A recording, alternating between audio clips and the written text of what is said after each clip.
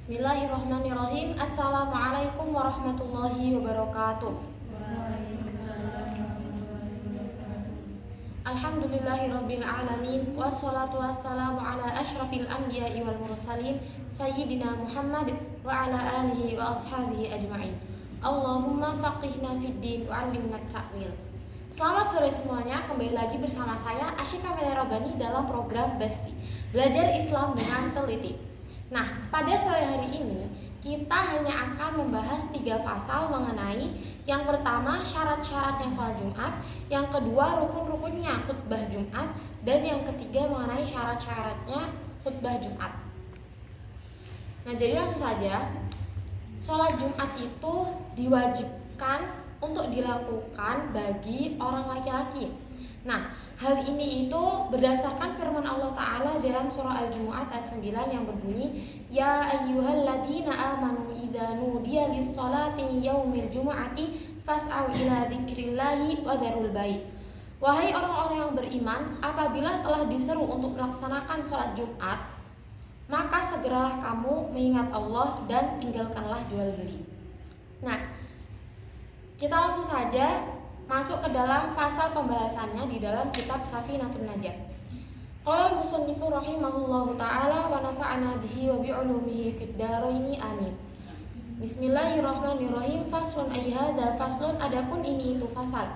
Syurutul jumu'ati, adapun syarat-syaratnya salat Jumat itu sittatun 6. Yang pertama, antakuna, hendaknya ada apa Jumat, kulluha, semuanya Jumat itu fi waqtid dhuhri, di dalam waktu duhur. Jadi hendaknya ketika kita itu melakukan sholat Jumat, baik sholatnya maupun khutbahnya itu berada di dalam waktu sholat duhur. Wa antuqoma, dan hendaknya dilakukan apa sholat Jumat fi khittatil baladi, di dalam suatu daerah. Wa antusalla, dan hendaknya sholat syapaman jama'atan, hale berjamaah. Nah, syarat yang ketiga, sholat Jumat itu disyaratkan dilakukan secara berjamaah, sehingga wajib bagi seorang imam untuk niat menjadi imam, dan wajib untuk seorang makmum itu niat untuk niat bermakmum. Wa ayyakunu, dan hendaknya ada siapa makmum itu arba'ina 40 ahroron, orang merdeka. Jadi syarat yang keempat adalah hendaknya orang yang melakukan sholat Jumat itu ada sebanyak 40 orang merdeka. Dukuron, yang laki-laki, balighina, yang balik, mustautinina, yang penduduk asli daerah tersebut. Jadi apabila di dalam suatu jamaah sholat Jumat itu misalkan hanya ada 39 orang yang asli daerah sana, dan ada 1 orang yang dia itu musafir, maksudnya bukan penduduk asli daerah tersebut, maka sholat Jumatnya ini tidak sah, sehingga orang-orang ini wajib untuk melakukan sholat duhur. Wa alla tasbiqo, dan hendaknya tidak mendahului padanya Jumat, wala tuqarina, dan tidak membersamai padanya Jumat apa jumu'atun, sholat Jumat lain, fitil kalbaladi, di dalam daerah tersebut. Jadi hendaknya di dalam satu daerah itu hanya dilakukan 1 kali jamaah sholat Jumat. Tidak ada yang mendahului jamaah tersebut, dan tidak ada sholat Jumat yang bersamaan dengan sholat Jumat tersebut. Wa ayyataqaddama, dan hendaknya mendahului padanya Jumat apa khutbatani, 2 khutbah. Nah, jadi tadi di syarat yang kelima itu kan ada wa alla tasbiqoha wa la tuqarinaha jumu'atun fitil kalbalani. Jadi maksudnya dalam satu daerah itu hanya harus ada 1 jamaah sholat Jumat. Namun apabila misalkan masjidnya itu tidak muat kalau hanya untuk melakukan 1 jamaah sholat Jumat, maka setelah 1 jamaah sholat Jumat yang pertama itu boleh dilakukan jamaah sholat Jumat yang kedua. Itu dengan syarat apabila ada keadaan darurat, yaitu masjidnya nggak muat. Nah, kalau misalkan masjidnya itu masih cukup buat melakukan satu sholat Jumat, maka ya cukup dengan hanya melakukan satu sholat Jumat saja di dalam satu daerah tersebut. Faslun ayyada faslun, adapun ini itu fasal. Arkanul khutbah ini, adapun rukun-rukunnya dua khutbah itu khamsatun 5. Hamdulillahi, yaitu mengucap hamdalah fihima di dalam keduanya khutbah. Jadi rukun dua khutbah Jumat yang pertama itu adalah mengucapkan hamdalah di dalam kedua khutbah Jumat tersebut. Nah, sirat hamdalahnya itu bebas. Wassolatu, dan bersolawat ala nabi, atas Nabi sallallahu alaihi wasallam fihima di dalam kedua khutbah Jumat tersebut. Wal wasiyatu, dan berwasiat bittaqwa, untuk bertakwa fihima di dalam kedua khutbah tersebut. Wa qiraatu ayatin, dan membaca satu ayat minal Qur'ani di dalam Al-Qur'an fi ihdahuma di dalam salah satu di antara kedua khutbah. Nah, jadi minimalnya seorang khotib itu membaca satu ayat di dalam salah satu di antara dua khutbah. Dan afdolnya pembacaan ayat ini itu dilakukan di khutbah yang pertama. Kenapa? Karena khutbah yang kedua itu biasa digunakan untuk berdoa. Wad du'a'u, dan berdoa lil mu'minina, untuk orang-orang mukmin, wal mu'minati, dan orang-orang mukminat, fil akhirati, di dalam khutbah yang terakhir. Fasal terakhir, faslun ayyadha faslun, syurutul khutbataini, adapun syarat-syaratnya dua khutbah itu asyaratun 10. At-taharatu, yaitu suci, anil hadatsaini, daripada dua hadas, al-asghari, baik yang kecil, contohnya seperti kencing, wal akbari, dan hadas yang besar, contohnya seperti junub.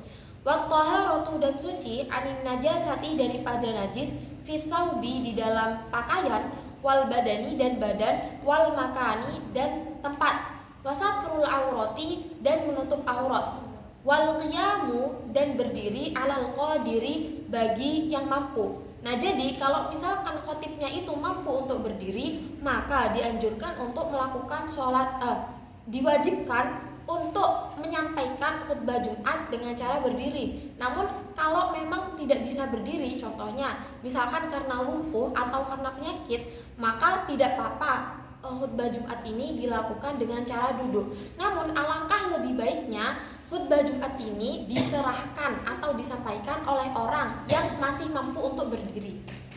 Wal julusu, dan duduk, bainahuma, di antara dua khutbah, fauqa tumakninatis sholati, seukuran dengan tumakninahnya sholat.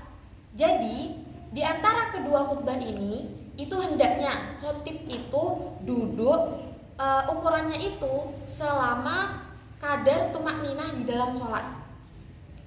Wal muwalatu, dan terus menerus, bainahuma, di antara dua khutbah. Maksudnya hendaknya di antara melakukan khutbah yang pertama dan khutbah yang kedua itu tidak ada jeda yang lama. Wal muwalatu, dan terus menerus, bainahuma, di antara kedua khutbah, wa bainas sholati, dan di antara sholat.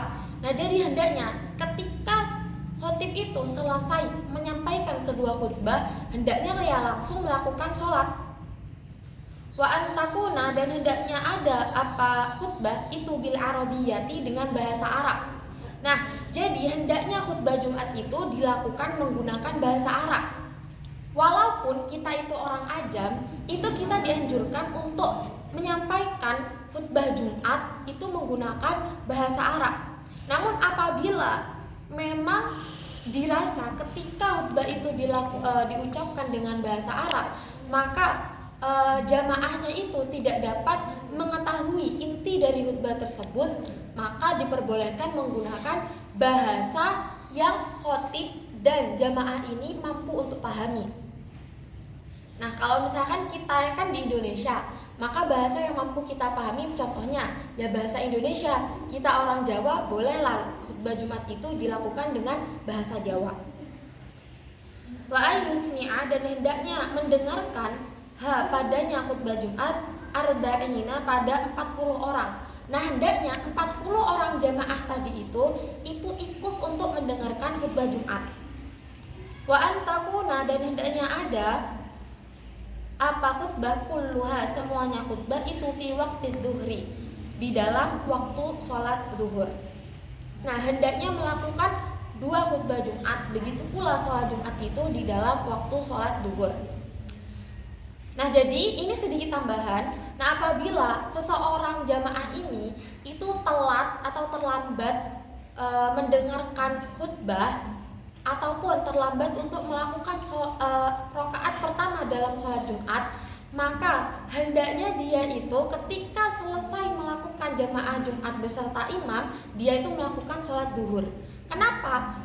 2 khutbah Jumat ini itu merupakan pengganti dari 2 rakaat. Jadi kan gini, sholat zuhur itu ada 4 rakaat. Nah, sholat Jumat itu dilakukan ketika waktu sholat zuhur dan dilakukannya itu 2 rakaat. Nah, pengganti 2 rakaat yang lain itu adalah dengan khutbah Jumat. Nah, apabila seseorang ini itu tidak ikut mendengarkan khutbah Jumat, maka ya hendaknya ketika selesai melakukan sholat jamaah Jumat itu melakukan kembali sholat zuhur sebanyak 4 rakaat.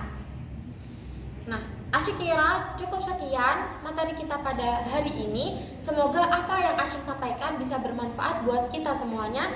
Terima kasih atas perhatiannya. Nun wal qalami wa ma yasturun. Wassalamualaikum warahmatullahi wabarakatuh.